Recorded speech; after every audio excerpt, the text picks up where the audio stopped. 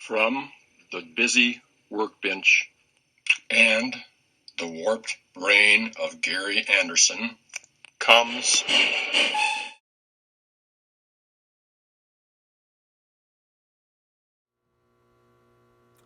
Today I'm going to show you some of the little truck trailers that I made as loads on a 6-inch flat. This is the one that Fred Pauling has done for me. And I sent it out to him, and Fred put the insignias on, the names on. This is the one I usually do.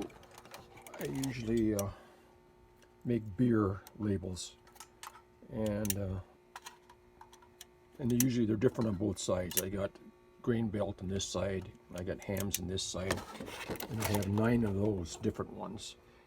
And what you do is you take a beer can or a pop bottle can and you cut them out, and then you decide what's going to work good on the sides. And you start out with a junker top from a boxcar or a tender, and then you take a 6-inch frame and you flatten out those pieces, and you cut off the sides and you bend down the back, and that's the base.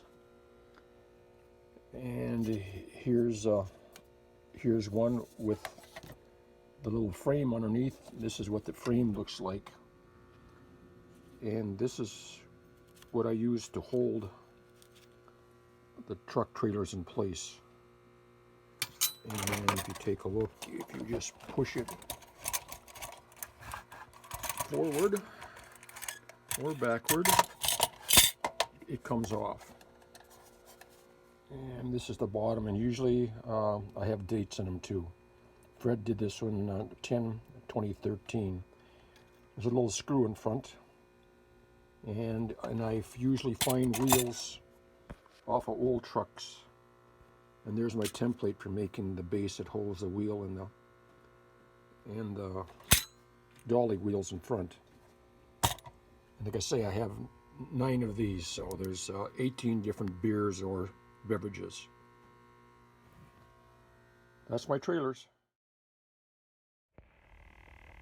Today I'm going to show you some more of my trailers on flat cars.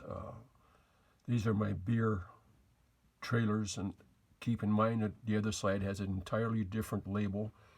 Coors, Leinenkugel, Schlitz, Busch Light, Budweiser, Coors Light, Hams, which you've seen, Mike's Hard Lemonade, Pabst Blue Ribbon, and a couple of Fred's specialties. You saw the Burlington Northern, but you haven't seen the UPS, which is really outstanding.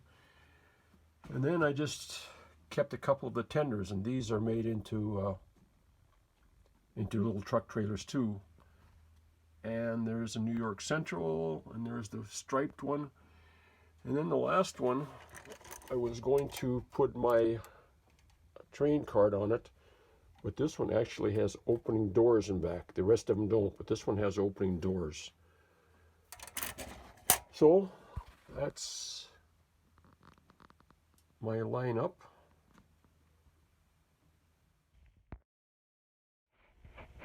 Yesterday I showed you the trailers that I made for the 6-inch flat cars that are tenders and box cars. Today we're going to go do 3 more, and it uses the same 6-inch frame and clip, and the same little frame underneath for the dolly wheels and the trailing wheels. And this one's a Sinclair tank car that I put a little door in back. And then the next one is 567, and this one does dump, and that's same frame. And the last one is a 552, and this one this one actually dumps, I should say. So it dumps and it holds itself down. So those are my 3 other loads besides the trailers. Today we'll go through some of my Marx automobile loads, and on 6-inch cars, and you might hear Sue practicing the piano in the background. And the first one is a hopper car that I've cut out the sides, and if you see, I left the Marx emblem, and these are, and I put on a top made out of a frame. These are Marx cars. I'm not sure if they're Linemar or not, Japan, but they got little plastic windshields, and there's a Marx emblem underneath, and these would snap off.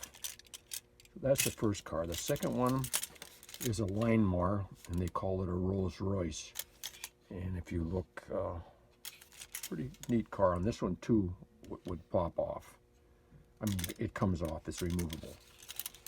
And the third one is a Cadillac by Linemar, by Marx. And this one I put in the handcar motor, and it does run. It's got a 4-wheel truck in front. But unfortunately, as I was taking it off the shelf, I dropped it and broke the back motor mount, so I'll have to redo that one. And the fourth one is a Structo, and this is die-cast, and this is the first one I put a motor in. This is also a Cadillac, and you see I put 2 railings there, which are tabbed to the frame, and that's what holds it. And this one has the handcar motor again, and only 2 wheels in front on this one. And these all run on the track.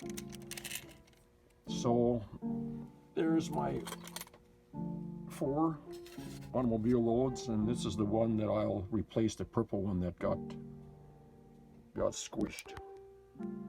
That's it. Continuing with loads on 6-inch flat cars. These are all Marx. This is the tank, and that's got that friction motor. You can push it, and I think it sparks too. Yeah, it sparks too. It's got a little antenna above. Next one is the bulldozer. This has the friction motor too, where you'd push it and it'd keep going. Nice looking load. Next one is Meg. Somewhere on here is way at the top. You see, it's called Meg, and that's a tugboat. Same motor in that one, and the last one is a speedboat. So those are 4 loads on Marx flat cars. Today we'll look at some more Marx loads on flat cars. And this is a flat car, and you can probably see that little metal retainer strip. And if you put, truck goes on there, rear axle, and the front should snap down and walks in. This one is a box with slatted sides on it. Then there's a garbage truck, I presume, and a dump truck, and a tow truck, and there's a cement mixer. The cement mixer, it turns by hand. These, I've seen these all before with the Marx emblem on the grill. But they use the very same stampings and plastic and everything. So I'm not sure if this is after Marx had them. But these are, it's just 5 really nice loads that you can put on the flat cars. This is a photograph of wind turbine blades. They were made in Grand Forks, and they were shipped down to a town close to me that are loaded on flat cars. It takes 3 flat cars to handle 2 of the blades.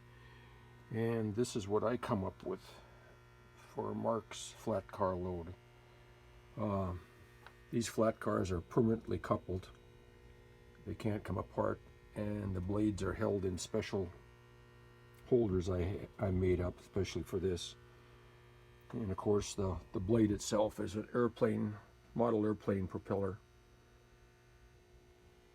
So I don't know if I can show you the other side, but it shows you